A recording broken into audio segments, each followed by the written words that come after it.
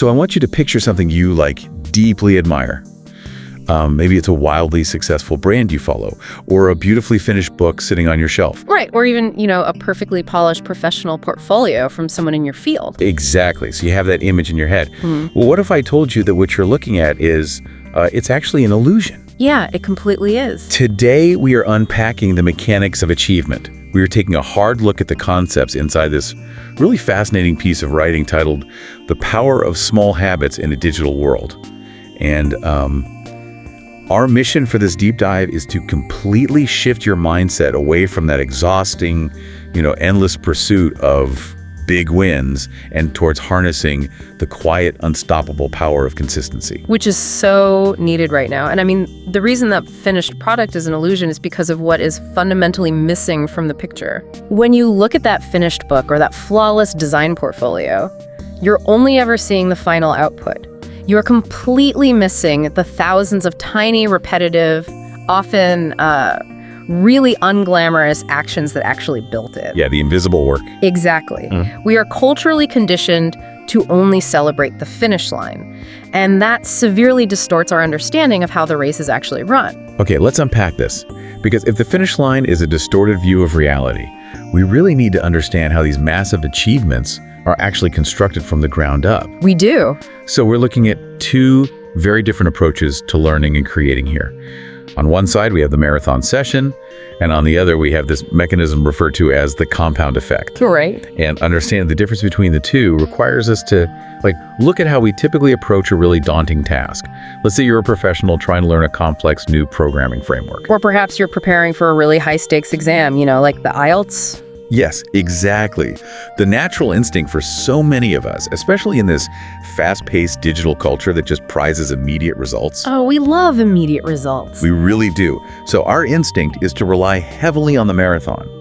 We tell ourselves, I am going to block out 12 hours this entire weekend, lock myself in my room, and just conquer this new programming language through sheer willpower. Yeah, the classic weekend sprint. You sit down on a Saturday morning, you're highly caffeinated, and you just try to brute force the knowledge into your brain. Right, but by hour 6, you're dealing with severe cognitive fatigue. Oh, absolutely. If you're coding, you're probably writing messy, totally unscalable code. If you're studying for an exam, you're just reading the same paragraph over and over without actually retaining a single word. And that is precisely why the marathon session is a fallacy. I mean, it's a biological trap. The secret to actual mastery, whether it's that software framework or the IELTS exam, is not found in those agonizing, prolonged bursts of effort. It's not. No, the real mechanism of growth lies in the 20 minutes you spend every single morning. Okay, now, I have to push back here a little bit. Sure. Because if you're sitting there listening to this, and you have this massive ticking clock goal looming over you, say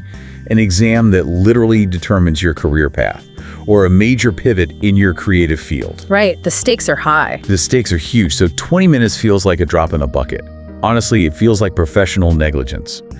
When you are staring up at a huge objective, sitting down for just 20 minutes feels like you absolutely aren't doing enough to move the needle. I hear that all the time. But what's fascinating here is how the underlying mechanics of those 20 minutes actually operate. It's not just about the raw volume of time. It's about what happens over time. Okay, what do you mean? Well, we can link this directly to the financial world through the concept of compound interest. Think about how a small, consistent interest rate grows a bank account over years. Right, it starts slow. Exactly. It doesn't look like much day to day, but over time, the curve goes exponential. Practicing one specific skill for a few minutes daily creates this exact same mathematical momentum in your brain.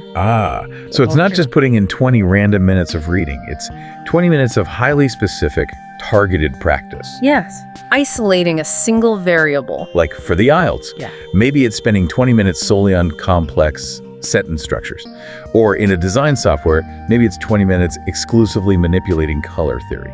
Exactly the right approach. Let's look at the neuroscience of why the 12-hour marathon fails while that daily 20-minute targeted practice succeeds. Okay, lay it on me. During a massive cram session, your cognitive load hits a hard ceiling. You are exposing yourself to this massive volume of information, but your brain's capacity to actually absorb, organize, and retain that information just diminishes rapidly. Wow. You're essentially pouring a gallon of water onto a sponge that is already completely saturated. The water just runs off the table. Oh, that makes so much sense. But when you spend 20 minutes every morning practicing sentence structure, you're like giving the sponge time to dry out and actually absorb the water. Right. You isolate a specific concept, focus intensely, and then you deliberately step away. And the stepping away is key, right? It is the most important part. You step away, and that is when the actual learning happens. While you are away from the desk, and particularly while you sleep, your brain goes to work, consolidating that information. Okay. It builds and strengthens neural pathways. It's a process called synaptic plasticity. So the next day, you return. You review the previous concept, you reinforce those pathways, and you add another small layer. Which means learning one element of color theory actually makes learning the next element of color theory 5% easier, because your brain now has a foundational framework to attach the new information to. Precisely. It is an exponential curve. So day one of practicing sentence structure feels totally insignificant. But by day 50, understanding how complex clauses interact isn't just something you have to actively recall. It has become intuitive.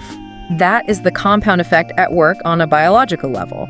The marathon leaves you exhausted, frustrated, and really just fighting against your own neurology. Yeah, nobody wants that. No, but the 20-minute daily practice leverages your brain's natural rhythms. It leaves you with this unstoppable momentum because the knowledge effortlessly builds upon itself. Okay, so the math on the 20-minute daily habit checks out perfectly. The mechanism makes total sense.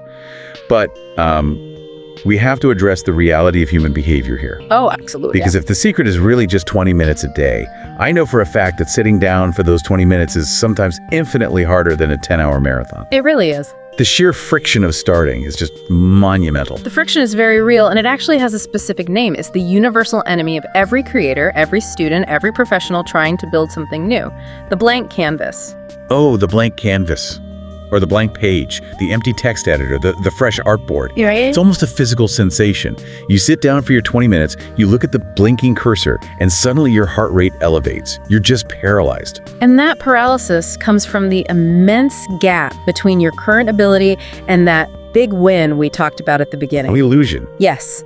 When you look at that blank page, you are burdened by the expectations of the final product. You want the first thing you put on the page to be brilliant. Yeah, you want to look like that polished, award-winning portfolio right out of the gate. Which is just impossible. Here's where it gets really interesting. Because defeating this requires a fundamental shift in how we view the work itself. We have to adopt a philosophy of quantity toward quality. I love this concept. Right. The material uses this really illuminating botanical analogy, which is particularly useful for something like professional design or technical writing. It suggests that your first draft is just a seed. A seed, Yeah. yes. You have to put it in the dirt before it can grow into something you can actually prune and shape.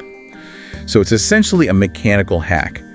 By calling the first draft a seed, you strip away the moral weight of it being bad. Oh, you do. You are actively giving yourself permission to produce garbage just to get something on the page. And the psychology behind that mechanical hack is profound. Because when you demand perfection on the first try, your brain's amygdala, The fear center. exactly the fear center, it interprets that immense pressure as an actual literal threat. It triggers a fight or flight response. Oh, wow. So your brain is literally trying to save you from your own project. Yes.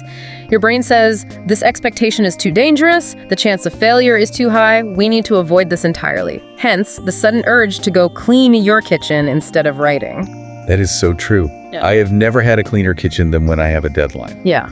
So focusing on quantity toward quality isn't about, like, permanently lowering your professional standard. Well, not at all. It's about physically disarming your brain's fear response. Precisely. By showing up and deliberately producing something, even if you acknowledge it is objectively imperfect, messy, or structurally flawed, You are training your brain that the blank page is not a threat. You're drastically lowering the stakes of those daily 20 minutes. You're changing the goal of the session. The goal is no longer create a masterpiece. The goal is simply plant the seed. I love that. Think about the mechanics of the analogy. You cannot prune a tree that does not exist. Right. You cannot debug a software program that has no code.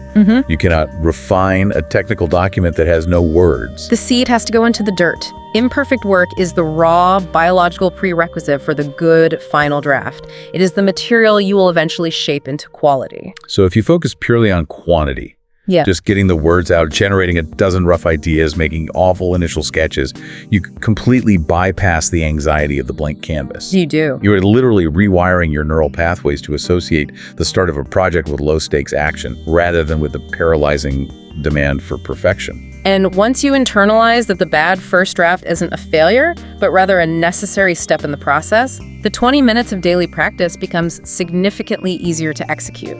The friction just disappears. So what does this all mean? We are dismantling the marathon cram session in favor of the compound effect.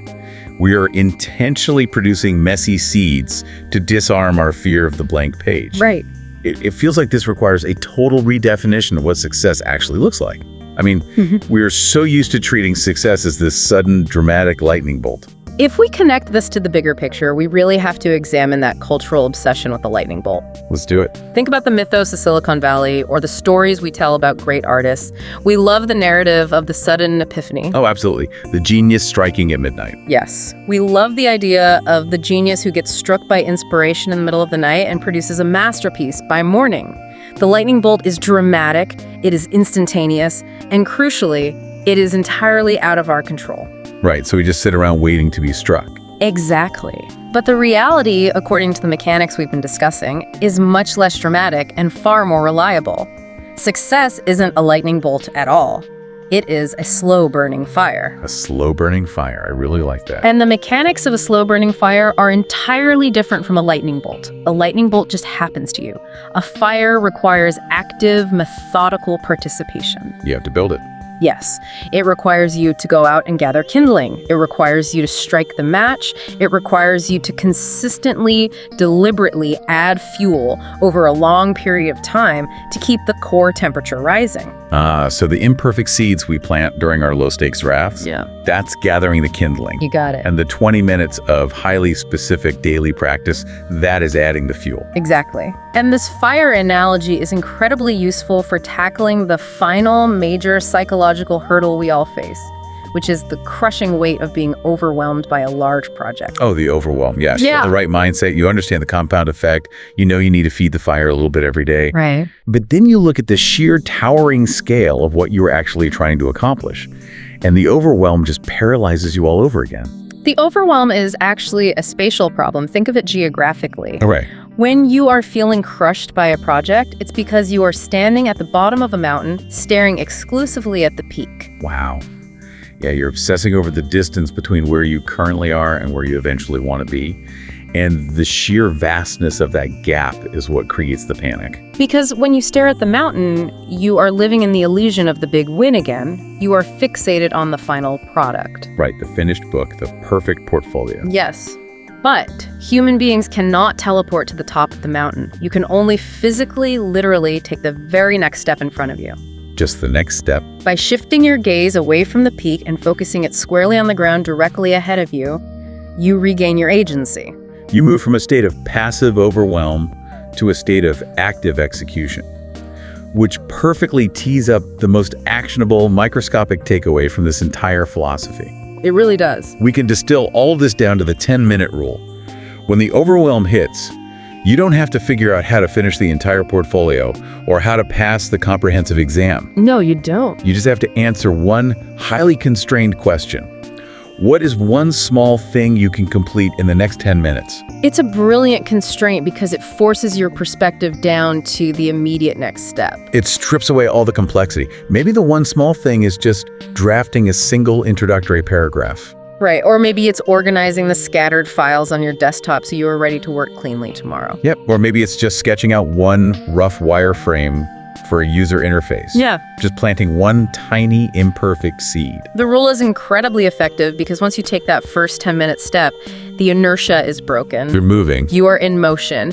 And physics tells us that an object in motion tends to stay in motion. You have sparked the slow-burning fire, and now all you have to do is keep adding the next small piece of fuel. So let's take a moment to look at the ground we've covered today, because we have really deconstructed how achievement operates. We started by dismantling the illusion of the final product and exposing the 12-hour marathon session for the biological trap that it is. A total trap. Right. We explored how cognitive load maxes out and why the real engine of growth is the compound effect. Leveraging synaptic plasticity through just 20 minutes of highly specific, targeted daily practice. And we also confronted the physical friction of the blank canvas. We learned to disarm our brain's fight-or-flight response to the pressure of perfection by embracing that quantity toward quality mindset. The seed in the dirt. Yes, we recognize the mechanical necessity of planting an imperfect seed before we can ever hope to prune it into something great. And finally, we completely reshaped our definition of success. We rejected the cultural myth of the sudden lightning bolt and embraced the methodical reality of the slow-burning fire. We did. We realized that when the sheer scale of a project creates panic, the answer isn't to stare harder at the peak of the mountain. The answer is to look down, find the very next step, and simply ask what can be accomplished in the next 10 minutes. Which leaves us with a final thought to consider as we wrap up today. Oh, lay it on us. This builds entirely on that spatial problem of looking at the mountain. You have likely always been taught to visualize your ultimate goal to stay motivated. We hear it in self-help and professional development all the time. Oh yeah, keep your eyes on the prize, build a vision board, constantly visualize the finish line. Exactly. But based on the mechanics we've unpacked today, is it possible that staring at your ultimate goal is the exact thing causing your paralysis? Oh wow. What if, starting today, you actively, intentionally ignored the finish line and only allowed yourself to look at the next 10 minutes? That is a radical thought. Completely counterintuitive to how we are taught to pursue goals.